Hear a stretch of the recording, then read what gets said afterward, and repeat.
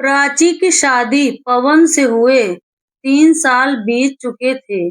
शुरुआती दिन तो जैसे सपनों की दुनिया में गुजरे थे। पवन की सौम्य मुस्कान और उसका प्राची के प्रति प्यार भरा व्यवहार उसे हमेशा सुकून देता था।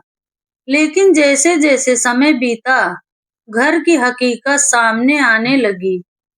पवन की माँ रमा देवी और उसकी बहन नीलम ने प्राची के जीवन को नर्क बना दिया था। रमा देवी का स्वभाव शुरू से ही कठोर था। वो पुराने ख्यालों वाली थी और बहू को अपने अधीन रखना उनकी फितरत थी। नीलम जो पवन की छोटी बहन थी, दोनों मिलकर प्राची पर तरह तरह के ताने कसती और उसे हर छोटी बड़ी बात के लिए तुच्छ समझती। प्राची ने शुरू में सब कुछ सहन करने की कोशिश की। उसका मानना था कि समय के साथ सब ठीक हो जाएगा, लेकिन वो गलत थी। रमा देवी और नीलम का व्यवहार दिन ब दिन और जहरीला होता गया। सुबह से शाम तक प्राची को घर के सारे काम अकेले करने पड़ते थे। रसोई में घंटों खाना बनाना, कपड़े धोना, घर की साफ सफाई करना, और फिर भी रमा देवी को कुछ न कुछ कमी नजर आती। अगर खाने में नमक जरा सा कम हो जाता तो रमा देवी चिल्लाकर कहती कि प्राची को कुछ आता ही नहीं। नीलम भी पीछे नहीं रहती थी। वो प्राची के कपड़ों, उसके बोलने के तरीके, यहाँ तक कि उसके मायके वालों तक पर तंज कसती। प्राची चुपचाप सुनती और मन ही मन रोती। पवन को इन सब बातों का पता था, लेकिन वो अपनी माँ और बहन के सामने कुछ बोलने की हिम्मत नहीं जुटा पाता। वो प्राची को समझाता कि माँ पुराने ख्यालों की है, वक्त के साथ सब ठीक हो जाएगा। लेकिन प्राची जानती थी कि ये सिर्फ खोखले वादे हैं। एक दिन रमा देवी ने प्राची को बाजार से सामान लाने भेजा। उस दिन बारिश हो रही थी और प्राची का तबीयत ठीक नहीं था। फिर भी वो चुपचाप छाता लेकर निकल गई। बाजार से लौटते वक्त उसका पैर फिसला और वो गिर पड़ी। सामान बिखर गया और प्राची के घुटनों में चोट लग गई। घर लौटने पर रमा देवी ने उसे चोट की वजह से सहानुभूति देने की बजाय ताने मारे। नीलम ने हंसते हुए कहा कि प्राची को तो चलना भी नहीं आता। उस रात प्राची ने पवन से अपनी पीड़ा साझा की। उसने बताया कि वो अब और नहीं सह सकती। पवन ने उसे गले लगाकर तसल्ली दी, लेकिन अगले दिन फिर वही डरदा शुरू हो गया। रमा देवी ने प्राची को घर के पिछवाड़े में रखे पुराने सामान को साफ करने का आदेश दिया। वहां धूल और मकड़ियों के जाले थे और प्राची को सांस लेने में तकलीफ होने लगी। उसने रमा देवी से कहा कि वो अकेले इतना काम नहीं कर सकती, लेकिन रमा देवी ने उसे डांटकर चुप करा दिया। नीलम ने मौका देखकर प्राची के मैके वालों को अब शब्द कहे और बोली कि प्राची जैसी बहू को तो कोई अपने घर में रखना नहीं चाहेगा। प्राची का धैर्य अब जवाब दे रहा था। उसने पवन से साफ साफ कह दिया कि अगर यही हाल रहा तो वो इस घर में नहीं रह पाएगी। पवन ने फिर वही पुराना जवाब दिया कि वो माँ से बात करेगा, लेकिन उसकी बातें कभी अमल में नहीं आई। एक दिन रमा देवी ने प्राची को पड़ोसियों के सामने बेइज्जत किया। उन्होंने प्राची के बनाए खाने को फेंक दिया और कहा कि वो उनके बेटे के लायक नहीं है। उस दिन प्राची ने फैसला कर लिया कि वो अब और नहीं सहेगी। उसने अपने मायके फोन किया और अपनी माँ को सारी बात बताई। उसकी माँ ने उसे समझाया कि वो अपने आत्मसम्मान के साथ समझौता ना करे। प्राची ने पवन आखिरी बार बात की और कहा कि वो जा रही है। पवन ने उसे रोकने की कोशिश की, लेकिन प्राची का मन टूट चुका था। वो अपने मायके चली गई। पवन के घर में हड़कंप मच गया। रमा देवी और नीलम ने शुरू में प्राची को कोसना शुरू किया, लेकिन धीरे धीरे उन्हें एहसास हुआ कि घर की रौनक चली गई थी। पवन उदास रहने लगा। वो अपनी माँ और बहन से नाराज था, लेकिन अब बहुत देर हो चुकी थी। प्राची ने अपने मायके में रहकर एक नई शुरुआत की। उसने अपने लिए एक छोटा सा काम शुरू किया और आत्मनिर्भर बन गई। दूसरी ओर पवन का घर सोना हो गया। रमा देवी और नीलम को अब अपने किए पर पछतावा था, लेकिन प्राची अब उस दलदल में वापस नहीं लौटना चाहती थी। पवन ने कई बार उसे मनाने की कोशिश की, लेकिन प्राची ने साफ कह दिया कि वो अब अपने लिए जीना चाहती है। रमा देवी और नीलम की जास्तियों ने आखिरकार उनके ही बेटे का घर उजाड़ दिया। समय बीतता गया और प्राची ने अपनी जिंदगी में नई खुशियां तलाश ली, जबकि पवन का घर अधूरा कहानियों और पछतावे की साए में डूब गया। प्राची के मायके जाने के बाद पवन का घर जैसे खाली खाली सा हो गया। रमा देवी और नीलम ने शुरू में तो यही सोचा कि प्राची के बिना भी सब कुछ पहले जैसा चलता रहेगा, लेकिन जल्द ही उन्हें एहसास हुआ कि घर की व्यवस्था बिना प्राची के बिखर रही थी।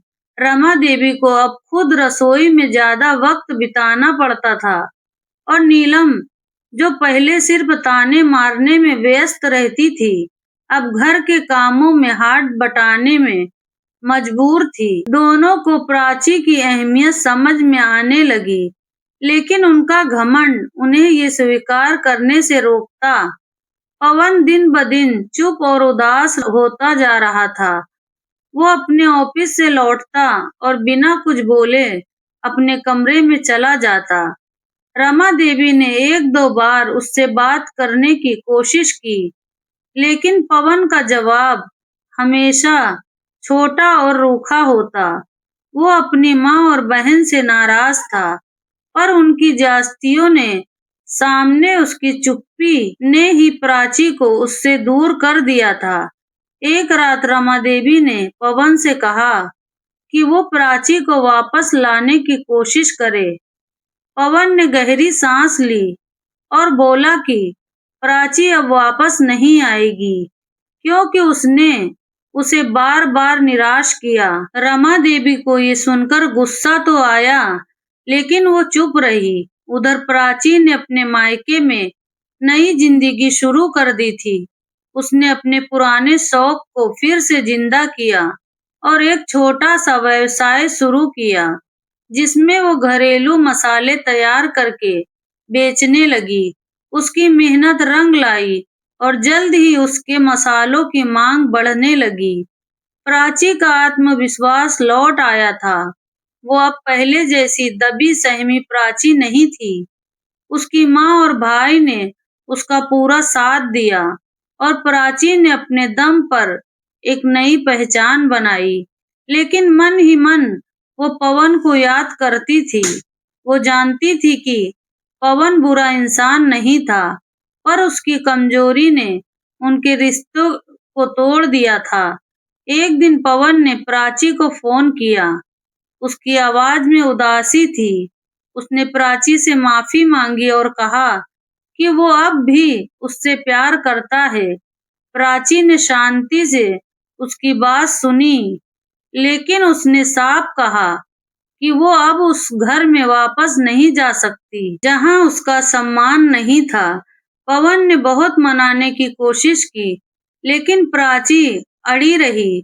उसने पवन को बताया कि वो अब अपनी जिंदगी में खुश है और उसे अकेले रहने में कोई दिक्कत नहीं। इस बातचीत के बाद पवन और टूट गया। उसने अपनी माँ और बहन से साफ कह दिया कि अगर उन्होंने प्राची के साथ ऐसा व्यवहार ना किया होता, तो आज उसका घर ना बिखरता। रमा देवी और नीलम को अब अपने किए का पछतावा होने लगा।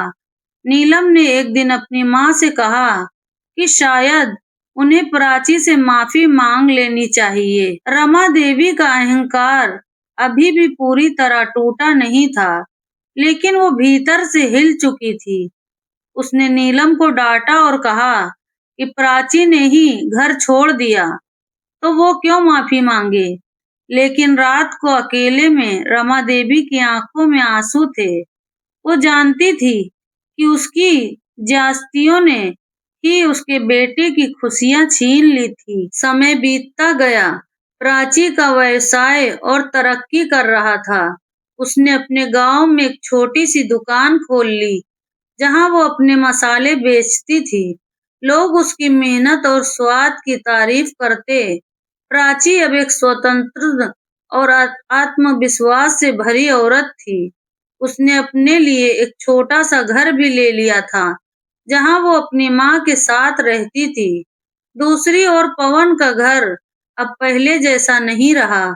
रमा देवी की तबीयत खराब रहने लगी और नीलम की शादी की बातें भी टलने लगी, क्योंकि लोग उनके घर के माहौल के बारे में सुन चुके थे। पवन ने एक दिन अपनी माँ से कहा कि वो अब इस शहर में नहीं रहना चाहता। वो अपने ऑफिस से तबादला लेकर दूसरे शहर चला जाएगा। रमा देवी और नीलम अकेले रह गए। उनके घर में अब ना तो हंसी थी, ना रौनक। रमा देवी को रात रात भर नींद नहीं आती थी। वो सोचती कि अगर उसने प्राची को थोड़ा सा सम्मान दिया होता, तो शायद आज उसका बेटा उसके पास होता। नीलम भी अब चुप रहने लगी थी। वो समझ चुकी थी कि उसकी गलतियों ने भी इस घर को खोखला किया था। प्राची ने कभी पीछे मुड़कर नहीं देखा। वो अपनी जिंदगी में आगे बढ़ती रही। उसने अपने व्यवसाय को और विस्तार दिया और आसपास के गांवों में भी अपने मसाले बेचने शुरू किए।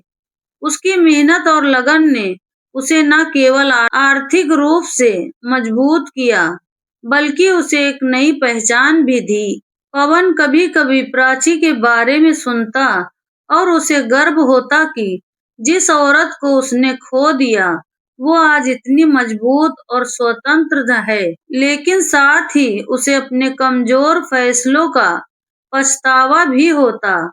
रमा देवी और नीलम की ज्यादतियों ने न केवल प्राची को उनसे दूर किया, बल्कि पवन को भी अपने घर से बेगाना कर दिया। उनका घर अब सिर्फ एक इमारत था, जिसमें एक प्यार, विश्वास और खुशियां कहीं खो गई थी।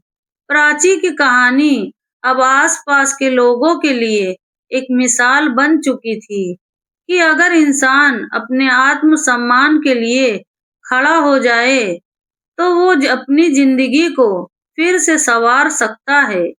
प्राची की जिंदगी अब एक नई राह पर थी। उसका मसालों का व्यवसाय दिन ब दिन बढ़ता जा रहा था। उसने अपनी दुकान को और विस्तार दिया और अब वो पास के शहरों में भी अपने उत्पाद भेजने लगी थी। उसकी मेहनत और लगन की चर्चा हर तरफ होने लगी। गांव की औरतें प्राची से प्रेरणा लेने लगी और कई ने उससे सलाह मांगनी शुरू की कि वो अपने जीवन में कैसे आत्मनिर्भर बने। प्राची हमेशा उन्हें हौसला देती और कहती कि मेहनत और आत्मविश्वास से कोई भी मुश्किल राह आसान हो सकती है। उसने अपने व्यवसाय में कुछ स्थानीय औरतों को काम पर रखा, जिससे उनके घरों में भी खुशहाली आई। प्राची का मन अब शांत था और वो अपनी माँ के साथ अपने छोटे से घर में सुखी थी। लेकिन कहीं न कहीं पवन की यादें उसे कभी भी बेचैन करती थी। वो जानती थी कि पवन का दिल बुरा नहीं था, बस वो अपनी माँ और बहन के सामने कमजोर पड़ गया था। उधर पवन का नया शहर और नई नौकरी उसे कुछ हद तक व्यस्त तो रखते थे, लेकिन उसका मन प्राची के बिना अधूरा था। उसने अपने आप को बदलने की ठानी। वो अब पहले जैसा कमजोर पवन नहीं था। उसने अपनी माँ और बहन से दूरी बना ली थी, क्योंकि उसे एहसास हो चुका था कि उनकी ज्यादतियों ने ही उसका घर बर्बाद किया। पवन ने अपने नए शहर में एक छोटा सा घर लिया और अपनी जिंदगी को नए सिरे से शुरू करने की कोशिश की। एक दिन पवन को अपने ऑफिस के काम से प्राची के गांव जाना पड़ा। वो जानता था कि प्राची अब वहीं रहती है। उसने हिम्मत जुटाई और प्राची की दुकान पर गया। प्राची उसे देखकर चौंक गई, लेकिन उसने अपने चेहरे पर शांति बनाए रखी। पवन ने उससे माफी मांगी और कहा कि वो अपनी गलतियों को सुधारना चाहता है। उसने बताया कि वो अपनी माँ और बहन से अलग हो चुका है और अब वो अपने दम पर जिंदगी जी रहा है। प्राची ने उसकी बातें सुनी, लेकिन उसका दिल अभी भी पूरी तरह भरोसा करने को तैयार नहीं था। उसने पवन से कहा कि वो अपनी जिंदगी में खुश है और उसे किसी के सहारे की जरूरत नहीं। पवन ने उसकी बात को सम्मान दिया और बिना ज्यादा जोर दिए चला गया। लेकिन इस मुलाकात ने पवन के मन में एक नई उम्मीद जगा दी। वो प्राची की मेहनत और आत्मविश्वास से प्रभावित था। उसने ठान लिया कि वो खुद प्राची को लायक बनाएगा। समय बीतता गया। पवन ने अपनी जिंदगी में बदलाव लाना शुरू किया। उसने अपने काम में और मेहनत की और अपने ऑफिस में एक अच्छी पोजीशन हासिल की। उसने अपने पुराने व्यवहार को छोड़कर एक मजबूत और आत्मनिर्भर इंसान बनने की कोशिश की। इधर रमा देवी और नीलम का घर अब पूरी तरह सूना हो चुका था। रमा देवी की तबीयत खराब रहने लगी थी और नीलम को अब अपनी गलतियों का एहसास होने लगा था। एक दिन नीलम ने अपनी माँ से कहा कि वो प्राची से माफी मांगना चाहती है। रमा देवी पहले नाराज हुई, लेकिन फिर वो भी टूट चुकी थी। दोनों ने प्राची के गांव जाने का फैसला किया। जब वो प्राची की दुकान पर पहुंचे तो प्राची ने उन्हें देखकर कोई नाराजगी नहीं दिखाई। उसने शांति से उनकी बात सुनी। नीलम ने रोते हुए माफी मांगी और कहा कि उसकी वजह से प्राची को बहुत दुख झेलना पड़ा। रमा देवी ने भी अपनी गलती स्वीकारी और कहा कि वो अब अपने किए पर शर्मिंदा हैं। प्राची का दिल पिघल गया। उसने उन्हें माफ कर दिया, लेकिन ये भी साफ कर दिया कि वो अब उस घर में वापस नहीं जाएगी। उसकी माफी ने रमा देवी और नीलम के मन का बोझ हल्का कर दिया। वो अपने घर लौट गई और अब अपने व्यवहार को सुधारने की कोशिश करने लगी। कुछ महीनों बाद पवन फिर से प्राची के पास आया। इस बार वो पहले से ज्यादा आत्मविश्वास से भरा था। उसने प्राची को बताया कि वो अब एक नया इंसान है और वो चाहता है कि वो दोनों अपनी जिंदगी को एक नई शुरुआत दें। प्राची ने उसकी बातों पर गौर किया। उसने देखा कि पवन में वाकई बदलाव आया था। उसका मन अब पहले जितना डरा हुआ नहीं था। उसने पवन को एक मौका देने का फैसला किया, लेकिन ये शर्त रखी कि वो दोनों एक दूसरे का सम्मान करेंगे और वो अपनी स्वतंत्रता को कभी नहीं छोड़ेगी। पवन ने खुशी खुशी उसकी शर्त मान ली। दोनों ने एक नई शुरुआत की। पवन प्राची के गांव में ही रहने लगा और उसने प्राची के व्यवसाय में भी उसका साथ देना शुरू किया। प्राची का व्यवसाय और बड़ा हो गया और अब वो अपने मसालों को देश के कई हिस्से में भेजने लगी। पवन और प्राची ने मिलकर एक सुखी और सम्मान से भरी जिंदगी शुरू की।